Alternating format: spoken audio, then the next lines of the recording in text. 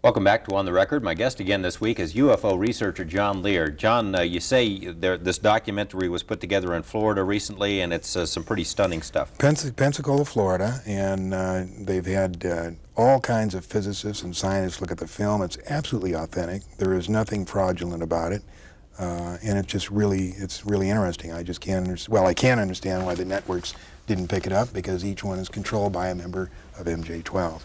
That's quite a claim, but we're going to take a look at the film now and see if it's worth suppressing.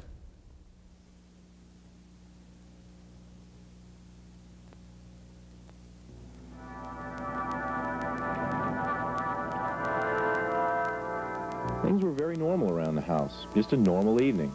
My wife says she's got to run to the store. Anyway, I'm sitting at my desk. Out the window, I noticed something, a glow.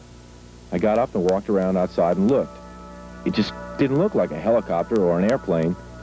I realized that it was not something normal. I thought of calling the police, and I said, well, I better take a picture first. I had no feelings I was going to be, hurt or anything. I took 4 shots and ran out of film, and again in my mind, take some more pictures. I ran back in, took the last package of Polaroid film out, opened up and crammed it in there, because the thing's flying around out there, get it quick. It either saw me or whatever, because it started coming. It altered its course. It started coming my direction. That was November 11th, 1987, about 6 o'clock in the evening. A Gulf Breeze resident who insists on remaining anonymous took these photographs. Charlie and Doris Summerby say they saw the same thing that night over East Bay.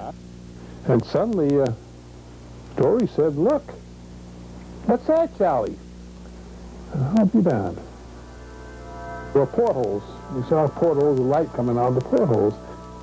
And over the next 3 months, many more pictures would be taken.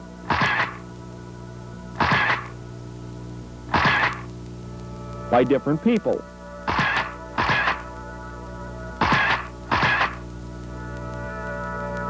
And videotapes, too. And I feel that there's absolutely no sign of a hoax, that the photographs are genuine, that the witnesses are telling the truth, and that this presents probably the best, without any doubt, the best photographic evidence in 40 years of UFO investigations.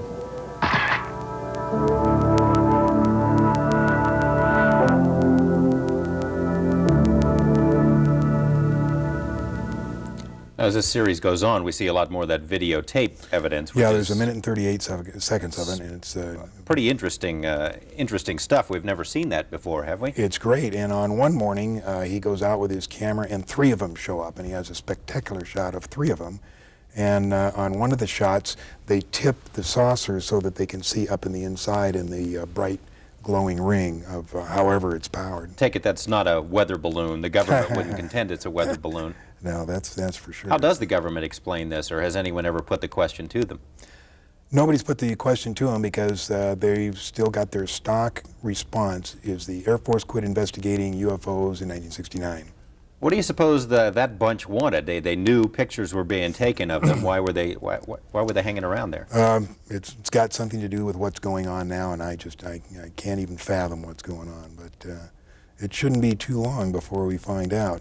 A lot of stuff has happened in the interim between July 1947 and that incident we just saw. You were going to bring us up to date on. I was going to tell you that a lot of Air Force pilots and planes have been, the pilots have been killed and the planes destroyed. The first one was the Thomas Mantell crash, January 7th, 1948. He was in a P-51 and he was chasing a flying saucer, ordered to chase one, and he got up to it and said, "Oh my God, it's huge," and that's the last thing they heard of him. 1948 was the second crash of a flying saucer near Aztec, New Mexico. 1950 was the third crash near Laredo, Texas, about 30 miles inside the Mexican border. 1952, we had 2 weekends in a row where the UFOs flew over the Capitol, Washington, D.C., buzzed the White House. Despite pictures and radar confirmations of the objects, the Air Force said it was a temperature inversion. Now, did this ever make the newspaper back in 52? It made all the newspapers, but it's been such a fantastic mental programming that we've been forced to forget this. It was in the papers. It was one of the most spectacular UFO events in history. 2 weekends in a row. In the newspapers, I don't know if you've gone back and looked at the newspapers from that era, but how did the newspaper people explain what it was? They told the Air Force line it was temperature inversion, but they had pictures of them. And it was just said it was temperature inversion. And what happened after that? What's next? The government established an intensive program of ridicule against anyone who said they saw flying saucers. And fear of ridicule was the foundation on which the cover-up was placed. Nobody likes to be ridiculed. And they built that fear into anybody so that nobody would talk about it. 1952, Eisenhower was elected. He was briefed by Hill and Cotter. Eisenhower, being military, took steps to ensure that the secret was kept. Because of his military background, he made it more military-oriented than, say, a civilian president would have. And it's this, I think, that has let his actions let the real power of the executive office slip through the hands of the president into MJ-12. And we've got a copy of, I think, outside of that document where Eisenhower is briefed in that. He was briefed, and he set it up. And interesting thing, in late 53 or early 54, Eisenhower witnessed an alien demonstration of technology and power at Muroc Dry Lake, which is now called Edwards Air Force Base. How do you know that? How did you get that? We have witnesses who were there. Who say the president was there seeing? The president was there. There's an English guy. He passed away. He either passed away just recently, but before he did, he was the last living person who was present at that meeting. And he said that Eisenhower told the aliens that the world was not ready for him. And nothing happened until the first part of the 60s. Several more crashed in the 50s. In 1960, Kennedy was elected. Eisenhower was the last president to have a full briefing on the alien problem. There was a disdain of elected officials throughout the intelligence and military communities, and they just didn't like elected officials. So every president since then has not had high enough clearance to know the whole problem. Now they know there's aliens, they know we've recovered saucers, and they know that we're trying to get technology. But there are certain other things which probably only about 25 people on the face of this earth know. Now, on April 25th, 1964, was the first official communication between our government and the aliens. 3 saucers landed there by prearranged agreement. It was filmed by 5 high-speed cameras, 68,000 feet of film.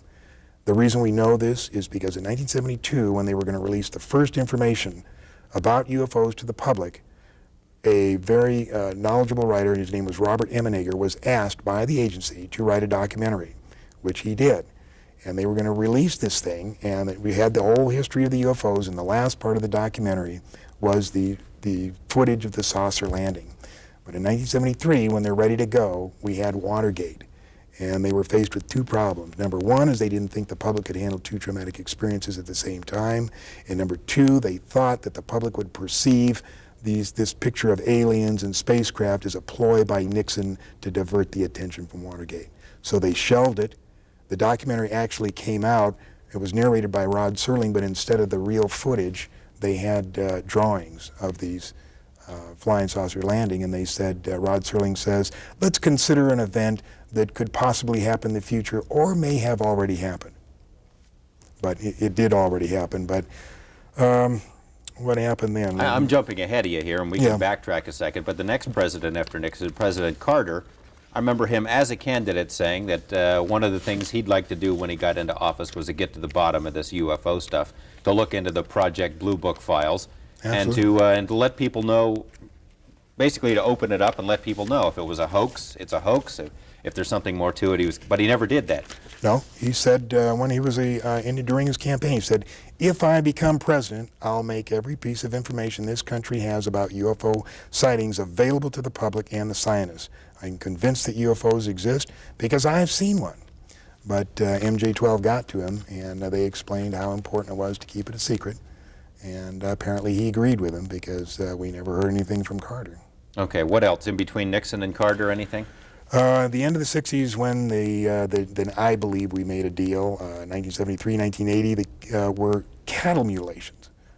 14,000 cattle mutilations all over Canada, United States, South America, and we believe that they used the parts of the cattle for food or genetic experiments. And there was a documentary made by Linda Moulton Howe called Strange Harvest. Okay, perhaps we can take a short break. When we come back, we can go to that because I think it's a little bit long. We'll be right back.